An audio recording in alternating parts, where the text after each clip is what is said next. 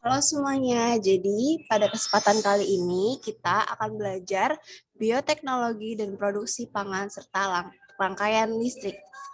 Disimak ya semuanya.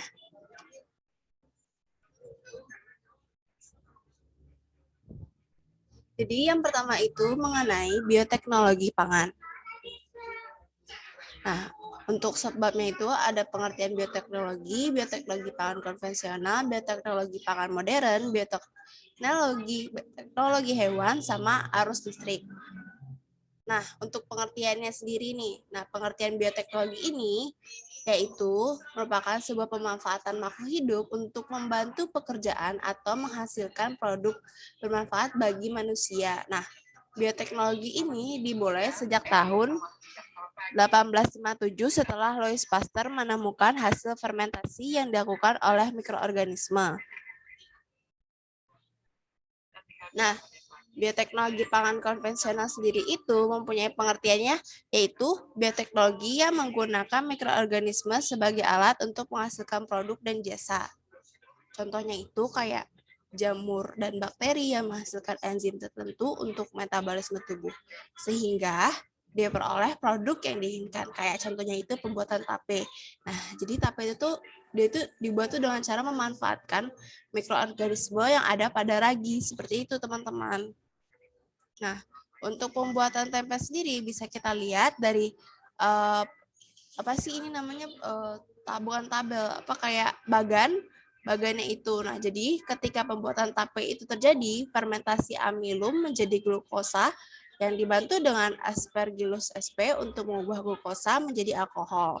Nah, dibantu Saccharomyces cerevisiae untuk merubah alkohol menjadi asam cuka yang dikendalikan oleh acetobasar aseti. Nah, proses perubahan ini terjadi karena adanya kerja enzim-enzim pada sel nih teman-teman. Sel ragi yang dihasilkan oleh mikroorganisme. Nah, fermentasi tape ini memanfaatkan respirasi anaerob pada mikroorganisme. Contoh lainnya yaitu bioteknologi pangan konvensional, yaitu yogurt, keju, tempe, kecap, roti, dan minum beralkohol. Nah, untuk bioteknologi pangan modern sendiri, bioteknologi modern dalam produksi pangan ini dilakukan dengan cara menerapkan teknik rekayasa genetika. Nah, ada apa aja sih tahapannya? Nah, tahapannya itu ada 5 tahapan. Yang pertama itu menyiapkan fragmen DNA yang disisipkan pada DNA tanaman tertentu.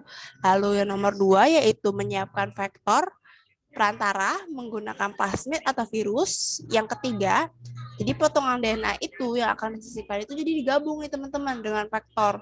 Lalu ketika DNA rekombinan ini disisipkan pada sel tanaman, nah tanaman itu tuh akan tumbuh menjadi tanaman dengan sifat baru sesuai dengan DNA yang disisipkan.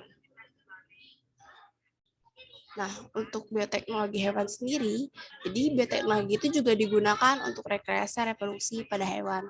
Misalnya proses cloning. Nah, cloning sendiri itu mempunyai pengertiannya menyalin satu individu menjadi individu lain yang identik secara fisik maupun genetik. Nah, cloning ini merupakan reproduksi aseksual nih yang bertujuan menghasilkan individu baru yang seragam. Jadi, cloning itu merupakan reproduksi aseksual.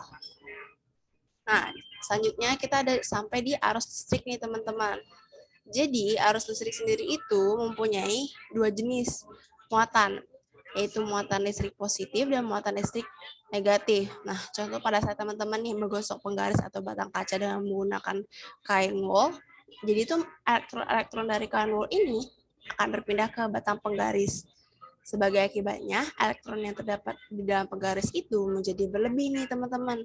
Sehingga dari kondisi tersebut, kondisi penggaris tersebut itu disebut benda yang bermuatan listrik negatif. Berbeda halnya dengan batang kaca yang digosok dengan memakai kain sutra. Nanti elektron-elektron dari batang kaca akan berpindah ke kain sutra. Seperti itu.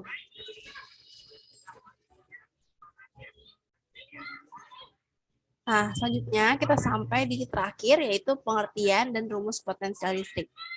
Potensial listrik ini mempunyai pengertian jumlah usaha yang akan diperlukan agar bisa memindahkan unit muatan dari titik referensi ke titik tertentu di dalam lapangan tanpa menghasilkan akselerasi. Nah, untuk mencapai potensial listrik itu, maka rumus yang digunakan itu ada Rumusnya yaitu V atau beda potensial listrik sama dengan W besar dibagi Q besar atau energi listrik dibagi muatan listrik. Nah, untuk satuan dari potensial listrik ini yaitu merupakan satuannya volt. Untuk energi listrik ini tuh satuannya joule atau J besar. Kalau untuk muatan listrik sendiri ini satuannya itu coulomb atau C. Seperti itu teman-teman. Nah, sekian dari materi aku. Kalau ada kurang lebihnya mohon maaf. Terima kasih. Selamat belajar.